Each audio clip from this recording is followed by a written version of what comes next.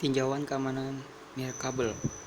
Khawatir terhadap keamanan nirkabel dalam hal ancaman dan penanggulangan serupa dengan yang ditemukan di lingkungan kabel seperti internet line atau jaringan area kabel yang luas. Persyaratan keamanan sama kedua lingkungan: kerahasiaan, integritas, ketersediaan, keaslian, dan akuntabilitas. Jalur akses nirkabel menyediakan koneksi ke jaringan atau layanan. Contoh titik akses adalah menara sel, hotspot Wi-Fi, dan titik akses nirkabel ke jaringan kabel lokal atau area luas. Media transmisi yang membawa gelombang radio untuk transfer data juga merupakan sumber kerentanan. Ancaman jaringan nirkabel mencantumkan ancaman keamanan berikut untuk jaringan nirkabel. 1. Asosiasi yang tidak disengaja. LAN nirkabel perusahaan atau titik akses nirkabel ke line kabel dalam jarak dekat, di gedung yang sama atau berdekatan, dapat menciptakan jangkauan transmisi yang tumpang tindih. 2. Asosiasi berbahaya. Dalam situasi ini, perangkat nirkabel dikonfigurasikan untuk menjadi titik akses yang sah, memungkinkan operator untuk mencuri kata sandi dari penggunaan yang sah, dan kemudian menembus jaringan kabel melalui jalur akses nirkabel yang sah. 3. Jaringan ADHOC. Ini adalah jaringan per-to-per antara komputer nirkabel tanpa titik akses di antara mereka. Jaringan seperti itu dapat menimbulkan ancaman keamanan mereka kurangnya titik kontrol pusat. 4. Jaringan non-tradisional. Jaringan dan tautan non-tradisional seperti perangkat Bluetooth, jaringan pribadi, pembaca barcode, dan PDA genggam menimbulkan risiko keamanan baik dalam hal menguping dan spoofing. 5. Pencurian identitas. Spoofing MAC. Ini terjadi ketika seorang penyerang dapat menguping lalu lintas jaringan dan mengidentifikasikan alamat MAC komputer dengan hak asasi akses jaringan. 6. Serangan menengah. Jaringan serangan ini dijelaskan dalam bab 21 dalam konteks protokol pertukaran kunci Debian-Hellman. 7. Penolakan layanan DOS. Dalam konteks jaringan nirkabel, serangan DOS terjadi ketika penyerangan terus-menerus membombardir titik akses nirkabel atau port nirkabel lain yang dapat diakses dengan berbagai pesan protokol yang dirancang untuk menggunakan sumber daya sistem. 7. Injeksi jaringan. Serangan injeksi jaringan menargetkan titik akses nirkabel yang terpapar ke lalu lintas jaringan tanpa filter, seperti pesan protokol protean atau pesan manajemen jaringan. Tindakan keamanan nirkabel. Kami dapat mengelompokkan langkah-langkah keamanan nirkabel ke dalam penanganan transmisi nirkabel, titik akses nirkabel, dan jaringan nirkabel, terdiri dari router nirkabel dan titik akhir. Securing wireless transmisi. Ancaman utama terhadap transmisi nirkabel adalah menguping, mengubah, atau memasukkan pesan, dan gangguan. Untuk menghadapi penyadapan, ada 2 jenis tindakan pencegahan yang sesuai. 1. Teknik menyembunyikan sinyal. Organisasi dapat mengambil sejumlah langkah untuk membuatnya lebih sulit bagi penyerang untuk menemukan titik akses nirkabel mereka, termaksud mematikan penyiaran set, mengidentifikasi layanan SSID, yang disiarkan oleh titik akses nirkabel. 2. Enskripsi. Enskripsi semua transmisi nirkabel efektif melawan penyadapan sejauh kunci enkripsi diamankan. Ancaman utama yang melibatkan titik akses nirkabel adalah akses tidak sah ke jaringan.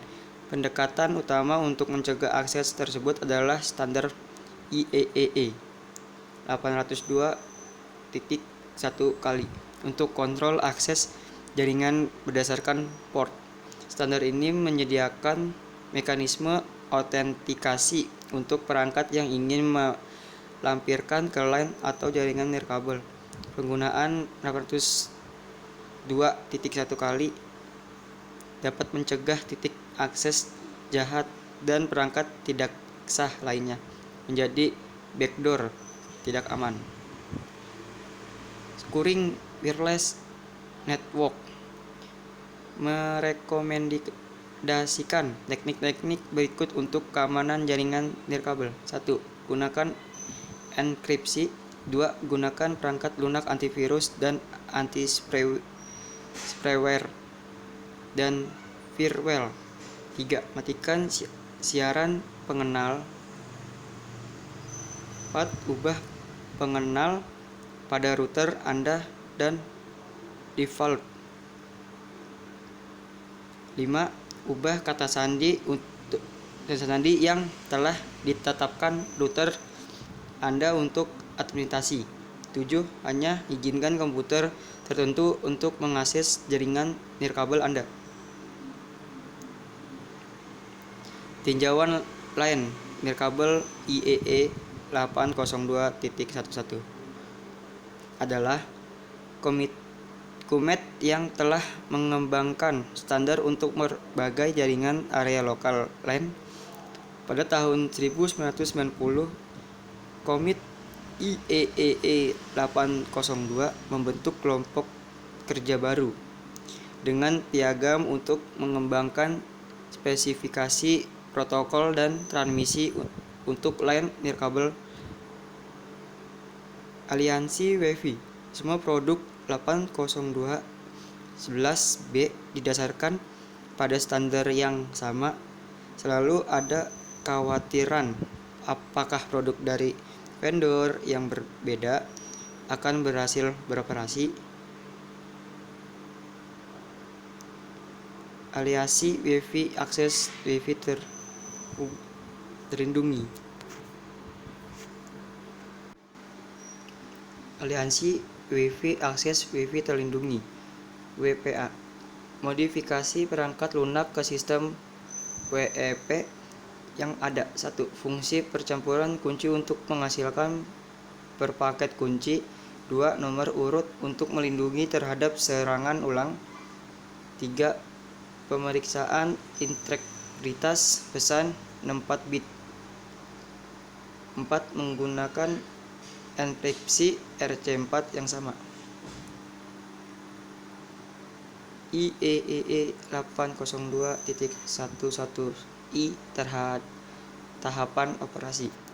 Pengoperasian RSN IEEE 802.11i dapat dibagi menjadi 5 fase berbeda.